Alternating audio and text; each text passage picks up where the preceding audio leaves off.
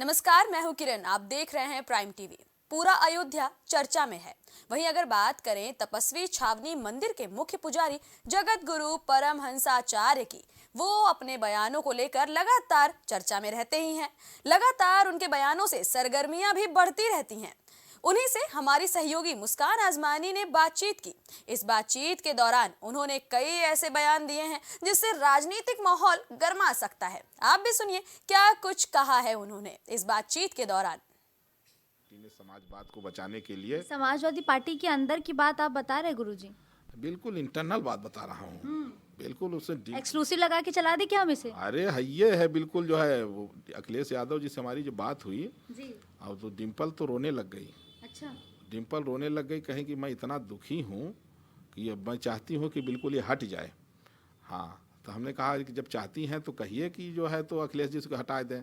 तो अखिलेश जी से उन्होंने कहा था, अखिलेश जी बताए कि गुरु जी हटाएंगे, लेकिन थोड़ा मसाला बनने दीजिए कि जब चुनाव उनाव रहा है तब हटाएं तो जनता थोड़ा खुश भी हो जाए हमसे कि नहीं समाजवादी पार्टी जो है हटा रही है। देखिए स्वामी प्रसाद मौर्य को जैसे मक्खी को निकाल के फेंक दिया जाता है उस तरह से फेंक दिया गया।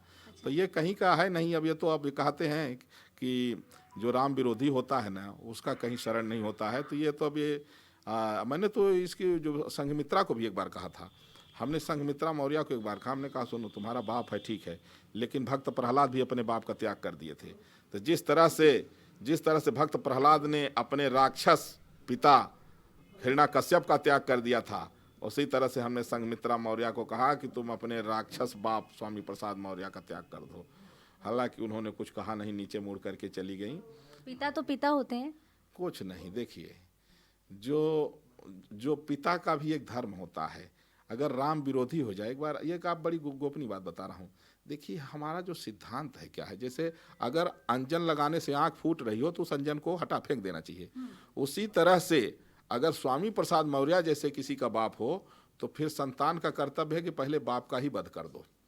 हाँ, ये कलंक को दूर करो। इसी में उसका अब जो स्वामी प्रसाद मौर्य जो है, चाहे स्वामी प्रसाद मौर्य हो या उदयनिधि स्टालिन हो या चंद्रशेखर हो, ये शिक्षा मंत्री यहाँ के, इस तरह के जो छठे छटाए जो है तो ये इस उनको कहा जा सकता है कि ये देश विरोधी लोग हैं। इनको ख़त्म करने वाले को बड़ा पुण्य मिलेगा। तो इसलिए अभी हम लोगों का जो है, अभी हम लोग राम मंदिर के प्राण प्रतिष्ठा को लेकर के जो है तो लगातार संघर्ष कर रहे हैं। हालांकि जैसे असदुद्दीन ओवैसी हैं, और अभी एक ठे सुनने को आया है कि एक कौन सांसद हैं, वो भी अभी जो है तो कह रहे थे कि 20 जनवरी से लेकर 26 जनवरी तक घरे में रहो, इस तरह से। तो इन लोगों को हम लोग जवाब दे रहा हूं, और हमने कहा कि रिमोट कंट्रोल हम लोगों के पास है, सही रहो नहीं तो सही कर दिया। कौन सा रिमोट कंट्रोल है जो आपके पास है जिसका आप जिक्र कर रहे हैं? देखिए जो भी नफरत की राजनीति करने वाले हैं, जनता जो है सत्ता पर बैठाती है और सत्ता से हटा देती है। सबका ये जो है लोकतंत्र में पब्लिक ही सब कुछ है। तो जनता ने जैसे स्वामी प्रसाद मौर्य को वोट नहीं दिया, हार गए, उसे अब अगली बारी जितने इस तरह की जहर उगलने वाले लोग इंडी गठबंधन के लोग हैं, ये धीरे धीरे अब सब समाप्त हो जाएंगे। भारत बहुत स्वच्छ, माने स्वच्छता जो राजनीतिक गंदगी है वो भी धीरे धीरे जनता साफ कर रही है। और फिलहाल तो राम राज्य आने वाला है 22 जनवरी 2024 को, जब 12:20 पर रामलला अपने भव्य मंदिर में विराजेंगे। उसी समय से राम राज की शुरुआत, भारत विश्व गुरु के पद पर प्रतिष्ठित।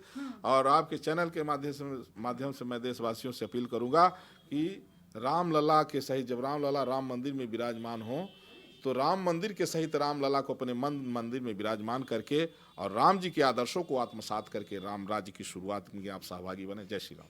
एक आखिरी सवाल आपसे रहेगा कि आपने बोला कि भारत को हिंदू राष्ट्र बन जाना चाहिए, आप उसके लिए आंदोलन कर रहे हैं, लेकिन आरएसएस की जो नेता है वो ये कहते हैं कि अब तो मुसलमानों को भी जय श्री राम बोल देना चाहिए, गुरेज नहीं करना चाहिए। हाँ देखिए संघ के लोग जो है ना, उनका कहना ये है कि जैसे अब जम्मू कश्मीर के पूर्व मुख्यमंत्री थे गुलाम नबी आज़ाद, उन्होंने कहा कि मुगल आए थे तो 20-25 ठे आए थे यहाँ, बाकी ये जो 25 करोड़ हो गए हैं सब हिंदू से कन्वर्टेड हैं। तो जो जिनके पूर्वज हिंदू थे अब उनको अपने पूर्वजों का ध्यान करके घर वापसी करने का समय है। तो संघ का प्रयास ये है कि जब हिंदू से ही मुसलमान बने हैं तो इनको अलग न किया जाए, ये फिर से अपने घर वापसी कर लेंगे धीरे धीरे। और मैं तो कहता हूँ कि हिंदू राष्ट्र घोषित होने के 5 साल इंतजार करिए, किसी को कुछ नहीं करना है। अपने आप जितने ईसाई मुल्ला हैं सब घर वापसी कर लेंगे। इसके बाद किसी चर्च में जाने के लिए कोई पादरी नहीं मिलेगा। किसी मस्जिद में जाने के लिए कोई मौलवी नहीं मिलेगा, कोई इमाम नहीं मिलेगा। हम लोग कुछ मारे पीटेंगे नहीं, ये अपने आप घरों, इनको जब तक फ्री का राशन मिल रहा है तभी तक इनको जो है तो ये कहते हैं कि भाई बच्चे अल्लाह की देन है और नौकरी के लिए मोदी को गरिया रहे हैं। तो इसलिए जो है इनकी सबसे है कि जो तुष्टीकरण की राजनीति है वो तब तक चलेगी जब तक ईसाई मुसलमानों की नेशनलिटी नहीं खत्म होगी। इनकी नेशनलिटी खत्म हो, भारत हिंदू राष्ट्र बने, सारी बीमारी ही खत्म हो जाएगी। और वैसे भी मैं कहता हूँ कि देखियो 16 अगस्त 1946 को जो डायरेक्ट एक्शन डे जारी हुआ वो उनकी तरफ से हुआ। हमारे निर्दोष हिंदुओं की हत्या यहाँ के लोगों ने किया, मुसलमानों ने कहे हमको अलग कंट्री चाहिए, मिल गया उनको।